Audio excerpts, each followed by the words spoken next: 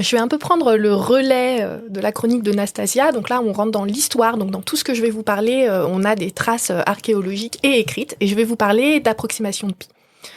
Donc on est conscient depuis plusieurs millénaires maintenant qu'il y a une relation de proportionnalité entre le périmètre d'un cercle et son rayon. Donc en CM2 ou en 6e, vous avez sans doute appris comme moi que le périmètre d'un cercle, c'est 2 fois pi fois sa longueur de son rayon. Je me rappelle de cette époque que moi, j'ai appris qu'on peut prendre pour les calculs pi égale 3,14. Je me suis dit, c'est un peu bizarre d'appeler 3,14 par un nom particulier. Mais en fait, assez vite, j'ai appris à l'école que c'était une approximation, que le nombre pi était très très compliqué et que d'ailleurs, il fallait lui laisser sa lettre grecque dans les calculs. Donc, connaître une valeur approchée de pi... Au début, c'est une question très pratique parce qu'on en a besoin pour calculer des longueurs et des surfaces en architecture. Et puis, dès qu'on fait du calcul astronomique, on a aussi besoin de valeurs approchées de pi. Et c'est pour ça que c'est une histoire ancienne et vous allez voir que ça va nous prendre 2 millénaires et que ça va nous faire pas mal bouger sur le globe. Donc, si vous cherchez une valeur approchée de pi, vous allez très facilement trouver expérimentalement la valeur de 3. Et on sait que les Babyloniens utilisaient déjà cette valeur en moins 1800 parce qu'on a retrouvé une tablette près de Suse, qui est dans l'actuel Iran, qui indique que la constante du cercle, c'est-à-dire le rapport entre le rayon et son périmètre, vaut 1/12. Sur la même tablette, un peu plus loin, apparaît une constante du cercle améliorée qui correspond à pi égale 3,125. À peu près au même moment en Égypte, le scribe Amnès écrit le papyrus de Rhind, dans lequel sont regroupés plusieurs résultats mathématiques. Et le 50e est particulièrement intéressant pour nous, puisqu'il indique que l'aire d'un disque de rayon R est la même que l'aire du carré, dont le côté est 1/9 plus petit que celui du disque. Si on traduit... correspondre des surfaces. Ouais, tu fais correspondre un disque et un carré. Et si on traduit cette similarité d'air, ça revient un peu à faire la quadrature du cercle en Égypte il y a 2 millénaires, eh bien, ça donne 3,16 comme approximation de pi. Et ça veut quand même dire qu'il y a environ 2 millénaires, à 2 endroits distants de 1700 km, on a des approximations de pi qui sont exactes à 0,5% près. C'est pas mal, hein. C'est déjà très bien. C'est fou que ça soit trouvé à peu près au même moment, quoi. Ouais. Et ça, tu vas voir, ce ne sera pas les seules coïncidences historiques dans cette histoire. Wow. Alors, dans l'Antiquité, apparaît l'idée qu'on peut obtenir un encadrement de pi aussi précis que l'on veut en le coinçant entre 2 figures géométriques dont on sait calculer le périmètre et en prenant de plus en plus de côtés. Donc, au IIIe siècle avant notre ère, en utilisant des polygones à 96 côtés, Archimède obtient que 223 sur 71 est plus petit que pi, qui est plus petit que 22 septièmes. Et on est déjà à la précision de 3,14 à ce moment-là. Et on retrouve le même polygone à 96 côtés au IIIe siècle après Jésus-Christ cette fois-ci, dans les travaux du mathématicien chinois Lui Hui.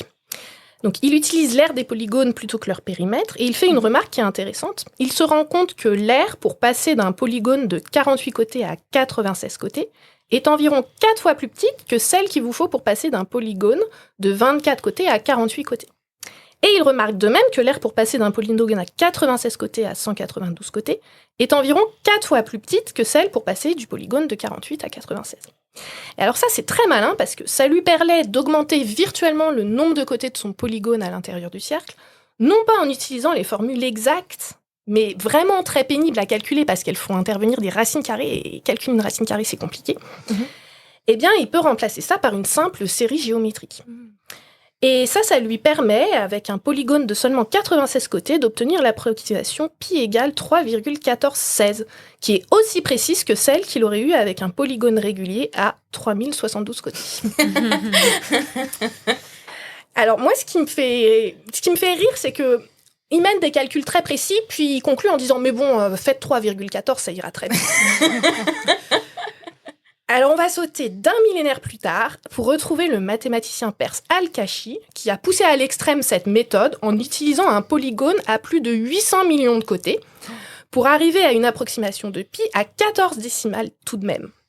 Alors, j'ai pas trouvé s'il avait fait ce calcul dans l'oasis de Kashan, qui est dans l'actuel Iran, où il assista à une éclipse de lune quand il était jeune, ou à l'université de Samarcande en Ouzbékistan, où il finit sa carrière. Alors, ma théorie, c'est que c'est ce à quoi il s'est occupé pendant le trajet, parce qu'il y avait quand même pratiquement 2000 km à faire. Et c'est vraiment pratiquement exactement au même moment, en Inde, dans la région du Kerala, qui est à la pointe sud-ouest de l'Inde, qu'apparaît une nouvelle méthode, vraiment complètement nouvelle, qui a été trouvée par Madhava de Sangamagrama, qui utilise une série infinie dont la somme vaut pi. Alors, l'histoire des mathématiques n'a mis que récemment ses travaux en lumière et ça explique sans doute pourquoi les formules dont je vais vous parler, vous les connaissez sous le nom de formules de Leibniz ou de Grégori, bien qu'ils ont été en fait redécouverts 2 siècles plus tard en Europe. Donc, la plus célèbre de toutes vous dit que pi sur 4, c'est 1, moins 1 tiers, plus 1 cinquième, moins 1 septième, plus 1 neuvième, etc., etc. C'est la plus connue, mais elle est franchement pourrie pour calculer pi, puisque si vous voulez obtenir p décimale correcte, il faut que vous fassiez 10 puissance p opérations, et ça, c'est énorme. Il n'en est pas question. Et d'ailleurs, c'est pas celle-là qu'utilise Madhava de Sangamagrama, puisqu'il en utilise une autre que je vais tenter de vous lire. Donc, pi sur la racine de 12, c'est 1, moins 1 tiers fois 1 tiers, plus 1 cinquième fois 1 tiers au carré, moins 1 septième fois 1 tiers au cube, plus 1 neuvième fois 1 tiers à la puissance 4, etc., etc. Et c'est nettement plus efficace à cause de l'apparition des puissances successives de 1 tiers. Et en fait, le nombre de décimales exact est directement proportionnel au nombre de termes calculés. Et c'est avec seulement 21 termes qu'il trouve une approximation correcte à 11 décimales près, et il n'a seulement besoin de manipuler des fractions, aucune racine carrée. Et à ce jeu-là, c'est John Machin qui a découvert une formule particulièrement intéressante en 1706. John Machin ? John Machin, oui. Alors, ok. Peut-être que ça formule de Machin. Peut-être qu'il n'était pas français. Il n'était pas français, je ne crois pas. Machin. Machin John. Et cette formule vous dit que pi, c'est 16 fois l'arc tangente de 1 cinquième moins 4 fois l'arc tangente de 1 sur 239. Alors, à partir de ce moment-là, en Europe, c'est la course décimale de pi, avec plein de gens qui font des calculs à la main de plus en plus précis. Et alors, moi, quand je pense à William Shanks, qui est un Anglais, j'oscille entre l'admiration et la rêverie, parce qu'il a passé 20 ans à calculer des décimales de pi, et Wikipédia nous apprend que le matin, il calculait des nouvelles décimales, et l'après-midi, il vérifiait ses calculs. En 1807... Ce n'est pas représentatif du métier de chercheur en mathématiques. On fait plus ça. Voilà. Le métier a bien évolué, Dieu merci. Je ne serais pas devenue mathématicienne à cette époque. En 1807, il publie un ouvrage qui contient une approximation de pi avec 707 décimales, dont 527 étaient correctes. Alors, on continue au XXe siècle avec 2 nouveautés. Donc, en 1910, le mathématicien indien Srinivasa Ramanujan découvre plusieurs séries qui approximent pi avec une convergence très rapide. Je ne vous donne pas la formule parce que la chronique ne doit durer que 10 minutes. Merci de nous préserver. Sa série la plus efficace permet d'avoir 8 nouvelles décimales pour chaque terme calculé. La deuxième révolution, c'est l'apparition des ordinateurs qui permettent de faire les calculs beaucoup plus vite et de manière beaucoup plus fiable.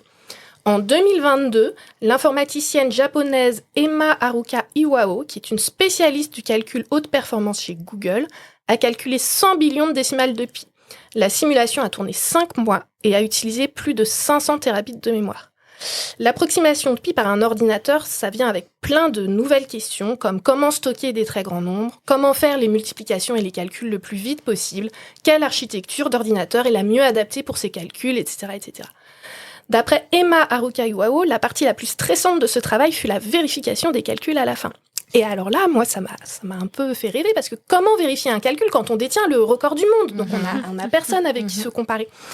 Eh bien, il existe des formules extractrices de décimales, comme la formule de Bailey-Borwein-Plouffe, encore un nom rigolo, qui permettent de calculer des décimales sans avoir calculé les précédentes. Et ça lui a permis de vérifier la fin de son calcul. Wow. Mais ça donne pas toutes les décimales. Ça peut donner n'importe quelle décimale. Tu te dis, je veux la décimale numéro 1 044, tu appliques ta formule, j'imagine qu'il y a plein d'enjeux de calcul derrière. En fait, ça fait intervenir des très grands nombres. Donc, en termes d'erreurs d'arrondi et de choses comme ça, j'imagine qu'il y a beaucoup de questions. Mais ça te donne ta décimale précise que tu cherches. Mais donc, elle n'a pas vérifié tous les chiffres, elle a vérifié uniquement les derniers. Elle a vérifié la fin. Du coup, il y a peut-être des erreurs avant, quoi. La probabilité faible. Il se trouve que elle n'est pas la seule sur le coup. Bien et donc, depuis, son calcul a été vérifié par d'autres gens qui ont rebattu le record du monde depuis. Donc voici pour le bref aperçu de l'approximation de pi qui nous a amené de la géométrie à l'informatique en passant par l'analyse. Moi, j'en retiens plusieurs messages. Le premier, c'est qu'une question initialement très pratique se transforme vite en quête intellectuelle qui ouvre de nouvelles questions et de nouvelles domaines de recherche. La seconde leçon pour moi, c'est que ça montre que les mathématiques sont bien plus mondiales et bien plus anciennes que ce qu'on s'imagine quand on apprend les théorèmes à l'université qui portent tous le nom d'hommes européens du 19e siècle. Et puis, moi, j'apprécie particulièrement le fait de retrouver des questions qui sont celles de ma spécialité, l'analyse numérique, puisque bien avant l'apparition de l'ordinateur, on est déjà en train de se demander comment quantifier l'erreur commise, comment accélérer la convergence, comment vérifier les calculs. Et pour finir cette chronique, je vais vous proposer un vrai voyage autour de Pi. Donc, en fonction de vos goûts et aussi de votre budget, vous pouvez vous rendre dans la salle Pi du Palais de la Découverte à Paris, où figure une longue valeur approchée de Pi dans la rotonde dédiée aux mathématiques. Vous pouvez aussi vous rendre aux Pays-Bas, dans l'église de Leyde, où vous trouverez une copie de la pierre tombale de von Säulen. C'est un mathématicien allemand qui était visiblement très fier de l'approximation à 35 décimales de Pi qu'il avait calculée. Et enfin, les plus intrépides pourront se rendre au Brooklyn Museum à New York pour admirer le papyrus de Rhind. Alors, si vous souhaitez plutôt creuser le sujet en restant à la maison, c'est possible. Je vous conseille la page Wikipédia qui est très complète sur l'approximation de Pi. Et j'ai aussi beaucoup utilisé le hors-série de la revue Tangente de mai 2024 qui s'appelle Pi et les autres, et les hors-séries du Monde d'avril et de septembre 2024, le fascinant Nombre Pi et Nombre Pi, nouvelles avancées.